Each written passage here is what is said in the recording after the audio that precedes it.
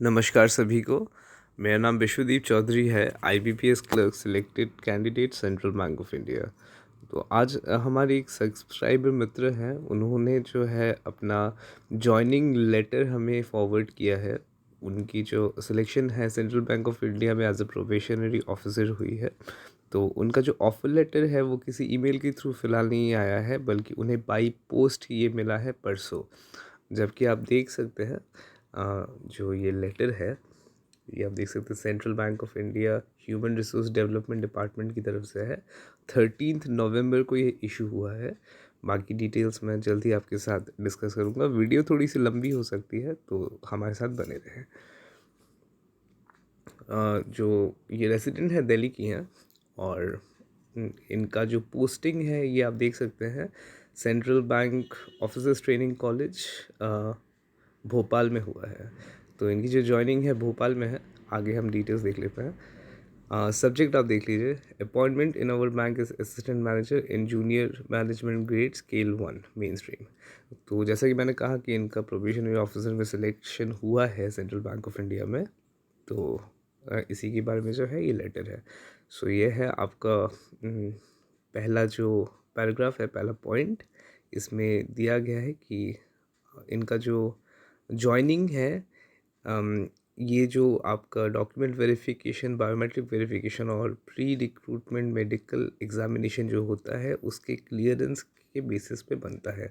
यानी कि ये क्लर्क्स के लिए भी एप्लीकेबल है जो क्लर्क में सेलेक्ट हुए हैं, कि आपका जो डीवी वगैरह होने के बाद ही आपकी बैंक में कंफर्मेशन होगी।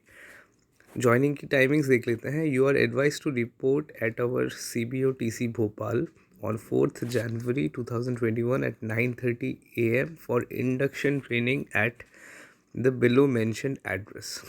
Failure to report on such stipulated time will be treated as refusal to accept the appointment, and bank's offer for your appointment would stand annulled. इसका मतलब यही है कि 4th जनवरी जो पहले बैंक ने नोटिफिकेशन निकाली थी कि 4 जनवरी को पीओ और क्लर्क दोनों की जॉइनिंग है। तो जो 4 जनवरी को है 2021 को इन्हें रिपोर्ट करना है भोपाल में सुबह 9:30 बजे। एक इम्पोर्टेंट नोट आप यहाँ पे देख लीजिए। नोट में लिखा है you have to come fully prepared with your baggage. इसका मतलब ये है कि 4th को अगर डॉक्यूमेंट वेरिफिकेशन होती है उसके साथ साथ ही इंडक्शन ट्रेनिंग जो है वो स्टार्ट हो जाएगी। यानी कि आपकी जो सैलरी है उसकी काउंटिंग 4th या फिर मैक्सिमम 5th से शुरू हो जानी चाहिए। तो ये जो ट्रेनिंग होता है ये नॉर्मली 1 से 2 हफ्ते का होता है। तो इसीलिए जो बैगेज है उसके साथ आपको रिपोर्ट करने के लिए कहा गया है। यहाँ पे देखिए कॉन्टैक्ट पर्सन चीफ मैनेजर हम आगे उनका भी डिटेल्स दिया गया है। नेक्स्ट पेज में हम चले जाते हैं। अब देखिए यहाँ पे डॉक्यूमेंट्स रिक्वायर्ड जो है ये जल्दी से हम फॉलो थ्रू कर लेते हैं। पॉइंट नंबर 3 में मैं इसे थोड़ा जूम कर देता हूँ। Your appointment in the bank will be subject to your producing before the bank the following original certificates / documents for verification record at the time of the bank. So ये सारी documents लगेंगी। Duly field recruitment application form 2 copies. जो application form है IBPS की website से आप अभी download कर सकते हैं अगर आपने नहीं किया है, उसकी 2 कॉपीज़। एम्प्लॉयज़ एंटीसीडेंट या फिर कैरेक्टर एटेस्टेशन फॉर्म की 2 कॉपी। तो ये कोई जो फॉर्म है ये बैंक की तरफ से प्रोवाइड की जाएगी, इसकी 2 कॉपीज़ लगेंगी। ये कैरेक्टर सर्टिफिकेट नहीं है, ये कैरेक्टर सर्टिफिकेट से अलग है कुछ, उसके बारे में हम आगे डिस्कस करेंगे। तीसरा है if employed discharge certificate and character certificate from your present employer. इससे पहले अगर आप कहीं जॉब कर रहे थे तो जॉब छोड़ने के बाद आपको रिलीज़ लेटर मिलता है, डिस्चार्ज सर्टिफिकेट, साथ में कैरेक्टर सर्टिफिकेट भी मिलता है। ये आपको बैंक में सबमिट करना पड़ेगा। ध्यान रखिए कुछ कंपनीज़ में अगर आप प्राइवेट में जॉब कर चुके हैं तो आप देखेंगे कि जो आपका रिलीज़ लेटर होता है वही पे आपके कैरेक्टर के बारे में मेंशन किया हुआ होता है। इस सिचुएशन में आपको अलग से कैरेक्टर सर्टिफिकेट बनवाने की ज़रूरत नहीं है। सिर्फ आप जो रिलीज़ लेटर है वो आप सबमिट कर सकते हैं। नेक्स्ट है अपॉइंटमेंट लेटर की 1 कॉपी। ये अपॉइंटमेंट लेटर ही है जो अभी हम ये फ़िलहाल देख रहे हैं, तो इसकी कॉपी लगेगी। 3 character certificates out of which 1 must be from the principal HOD of the college university last attended by you. And remaining 2 from gazetted officer और बैंक ऑफिशियल्स। मैंने 2 वीडियोस पहले भी ये चीज़ डिस्कस की थी कि कैरेक्टर सर्टिफिकेट्स 3 लग सकती है हमें, और इसकी कंफर्मेशन अभी देखिए मिल चुकी है। 2 गैजेटेड ऑफिसर या फिर बैंक के किसी सीनियर ऑफिशियल से आप ये बनवा सकते हैं। और एक जो है आपका कैरेक्टर सर्टिफिकेट, वो प्रिंसिपल या फिर हेड ऑफ डिपार्टमेंट, जो आप जिस भी कॉलेज से पढ़ चुके हैं, पास आउट कर चुके हैं, वहाँ से आपको बनवाना पड़ेगा लास्ट अटेंडेड कॉलेज से। तो ये मैंने पहले भी डिस्कस किया था कि कुछ कॉलेज यूनिवर्सिटीज़ जो है ये डॉक्यूमेंट्स पर इशू नहीं करती है पास आउट होने के बाद, तो आप बनवा लें। तो जिन्होंने बनवा लिया है बहुत अच्छी बात है, जिन्होंने नहीं बनवाया है आप प्लीज़ बनवा लीजिए, क्योंकि ये क्लर्क और पीओ दोनों के लिए एप्लीकेबल है। इसके अलावा अगर और किसी को जॉइनिंग आई है, या फिर ये आपकी जॉइनिंग लेटर थ्रू ईमेल या फिर थ्रू पोस्ट किसी को भी अगर मिली है, तो आप कमेंट सेक्शन में इस बारे में ज़रूर बताएं, ताकि दूसरे सब्सक्राइबर्स और सेंट्रल बैंक के जो बाकी एम्प्लॉयज़ इस बार ज्वाइन करने वाले हैं उनके साथ ये इन्फॉर्मेशन शेयर हो सके।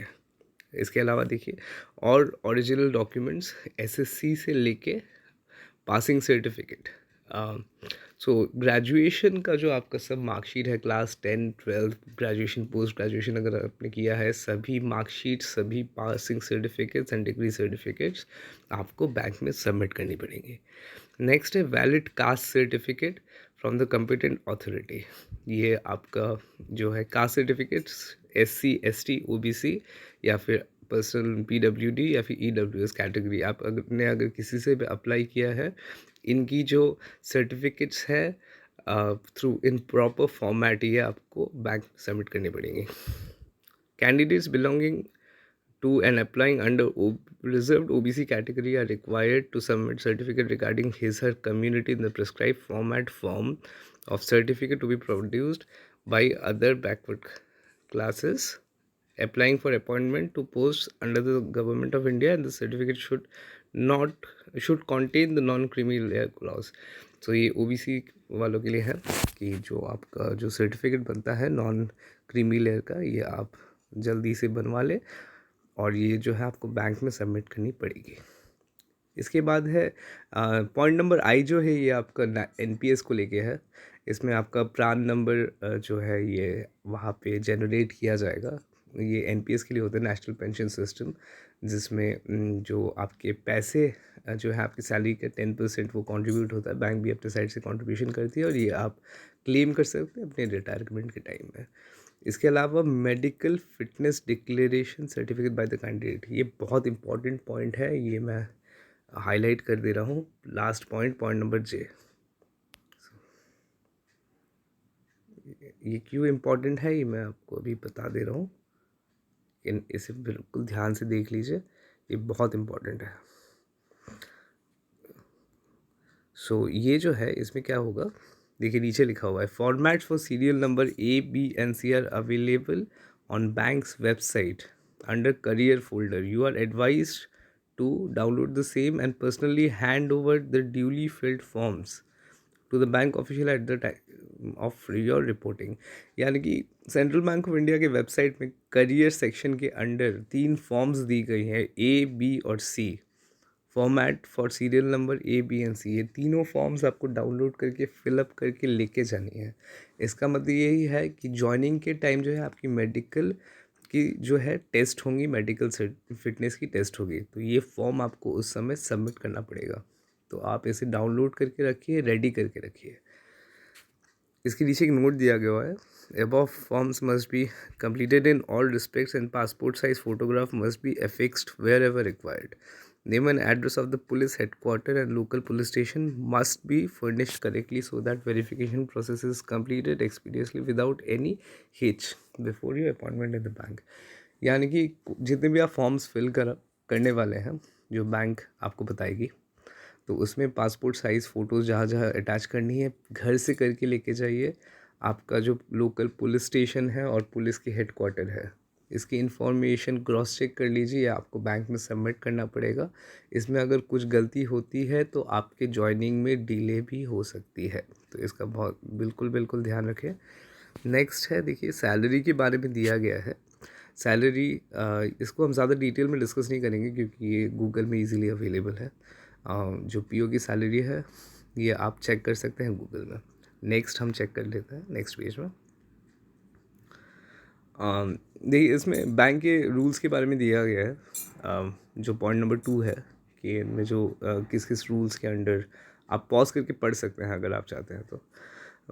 आप जो है इसको रेगुलेट किया जाएगा आपकी सर्विस को।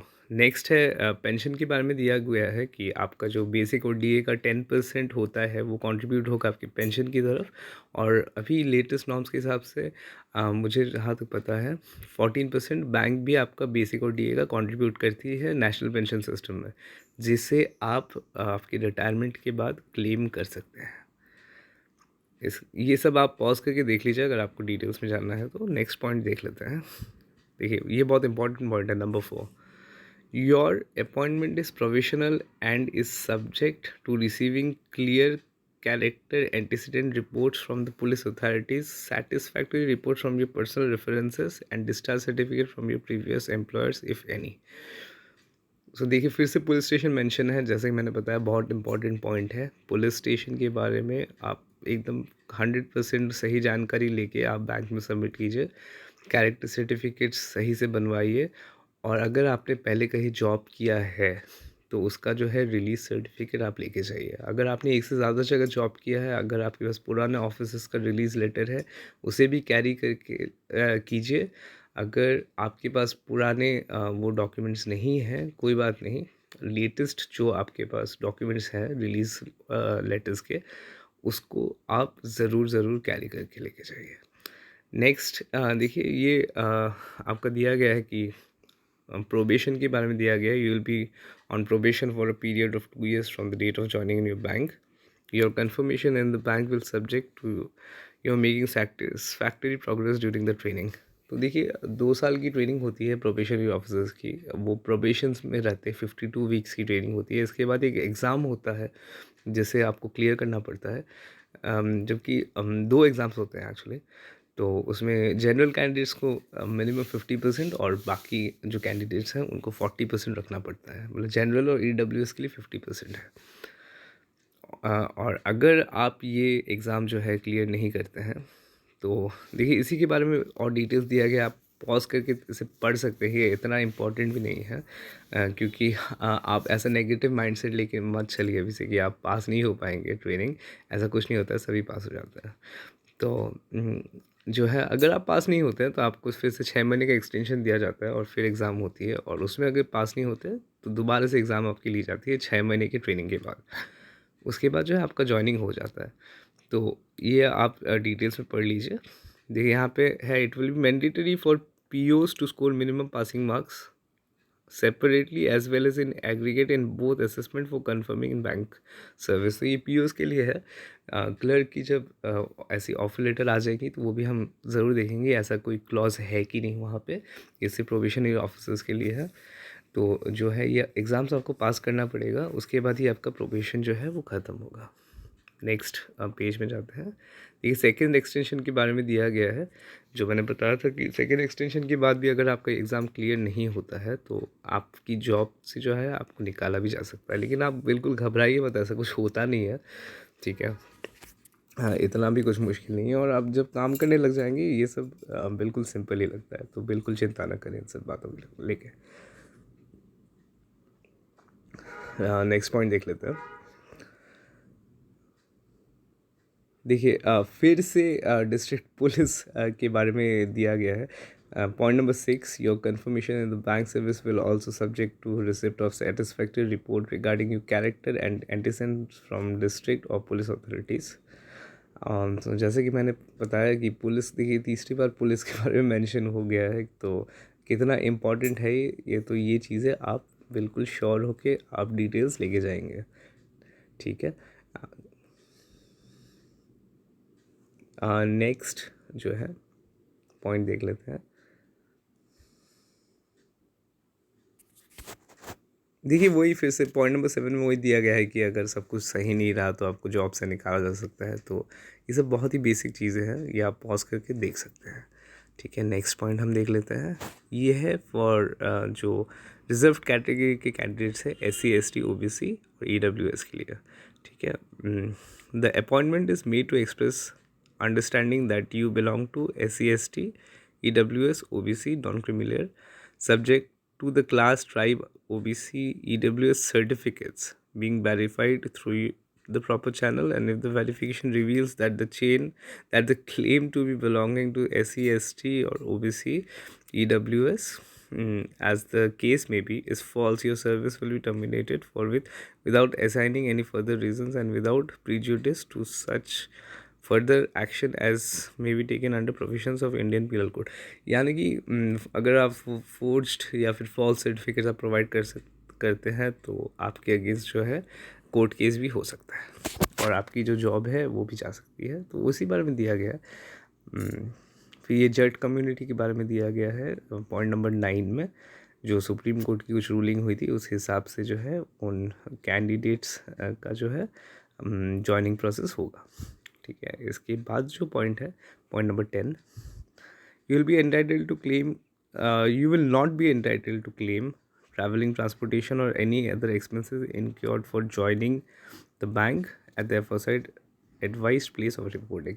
यानी कि अगर मान लीजिए आप चेन्नई से हैं या फिर आप दिल्ली से हैं और आपका जो पोस्टिंग है वो मुंबई हो रहा है या फिर आगरा हो रहा है या फिर कोई भी कोलकाता हो रहा है, कोई भी सर्कल में हो रहा है, तो वहाँ तक जाने के लिए जो भी खर्चा आपका है वो बैंक नहीं उठाएगी, आपको खुद से ही जाना है। उसी बारे में जो है बैंक ने बताया है यहाँ पे पॉइंट नंबर 10 में।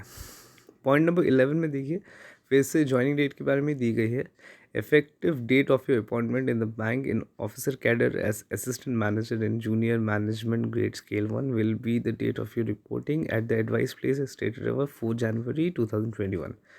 ठीक है, इसके बाद आपको जो है subject to subject to submission in writing that you are reporting or joining the bank after successful verification of required documents found correct। तो ये एक अंडरटेकिंग ली जाती है बैंक की तरफ से कि जो आपके डॉक्यूमेंट्स हैं सब सही देने के बाद, बायोमेट्रिक मेडिकल होने के बाद जो है आपकी ज्वाइनिंग होगी या फिर आपकी ज्वाइनिंग रद्द कर दी जाएगी। तो इसी की कंफर्मेशन बैंक आपसे लेगी। अगला पॉइंट देख लेते हैं। Although you will be initially posted to a particular zone for further placement at a particular office, your services are liable to be transferred to anywhere in the country as per the administrative exigencies of the bank।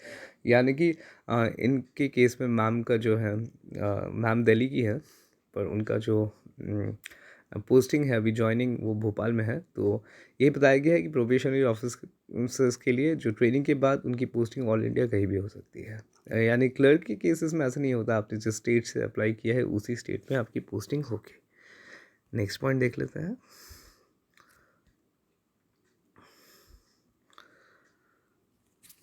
If you resign from the service during probation period then you are liable to pay the amount incurred by the bank in terms of TAT। यानी कि एक bond sign कराई जाती है, सिर्फ ये सिर्फ POs के लिए है, क्लर्क्स के लिए नहीं होता है ये। अगर आप प्रोबेशन के बीच में जॉब छोड़ के जाते हैं तो आपको कुछ पेमेंट जो है वो बैंक को करनी पड़ेगी। All other terms and services of conditions of service laid down by the bank from time to time, its officer will be also be applicable to you। ये just common points है। इसके बाद देखिए point number जो 5 दिया हो गया है, देखिए कि अगर आपके अगेंस्ट कोई कोर्ट केस है और अगर आपकी कन्विक्शन होती है तो आपकी जॉब कंफर्म नहीं होगी। अभी ये बात बहुत ध्यान देने लायक है कि अभी अगर आपके पास अगेंस्ट कोई कोर्ट केस चल रहा है और आप कन्विक्ट नहीं हुए हैं तो जॉब आपकी रहेगी, जॉब आपकी नहीं जाएगी। तो ये चीज़ को लेके काफ़ी जो कैंडिडेट्स हैं वो डर जाते हैं। ऐसा कुछ भी नहीं है, आप जब तक कन्विक्टेड नहीं है आप इनोसेंट है as per hour Indian law. सो ऐसी कोई बात नहीं है कि अगर कोर्ट केस आपके ऊपर कोई फॉल्स एफआईआर या फिर कुछ दे दो तो आपकी जॉब चली जाएगी, ऐसा कुछ नहीं होता है। लास्ट है, देखिए लास्ट पॉइंट बहुत बहुत बहुत इंपॉर्टेंट है, पढ़ लीजिए। Please acknowledge the receipt of this appointment letter and confirm your acceptance by returning to us the duly signed photo copy of this appointment letter. जो ये कॉपी उनको मिली है इसका ज़ेरॉक्स करके सेल्फ अटेस्ट करके साथ में एक डिक्लेरेशन देना है कि हाँ मैंने ये लेटर है ये मुझे मिल चुका है, ये मैं एक्नॉलेज करता हूँ या फिर करती हूँ और ये वापस बैंक को सेंड करना है। ये बहुत ही ज़्यादा इम्पॉर्टेंट है, इस बात का बिल्कुल ध्यान रखें कि आप जो है ये रिप्लाई आप करें बैंक को, तो ये क्लर्क के लिए भी मोस्ट प्रोबेबली एप्लीकेबल होगा। और देखिए लास्ट में जो है जनरल मैनेजर एचआर, उनका जो है सिग्नेचर है, ये आप चेक करके देख सकते हैं। और देखिए इसके अलावा अगर और भी कोई जोन है या फिर कोई भी स्टेट है, क्लर्क पीओ किसी के लिए भी, अगर आपको किसी तरह का ईमेल या फिर जॉइनिंग लेटर बाय पोस्ट मिला है तो आप कमेंट सेक्शन में हमें ज़रूर बताएं, ताकि बाकी कैंडिडेट्स को भी इस बारे में पता चल सके। इसके अलावा अगर सेंट्रल बैंक को लेके मुझे कोई भी और अपडेट मिलती है, मैं आपके साथ ज़रूर शेयर करूँगा। वीडियो देखने के लिए बहुत बहुत धन्यवाद। आपका दिन शुभ रहे।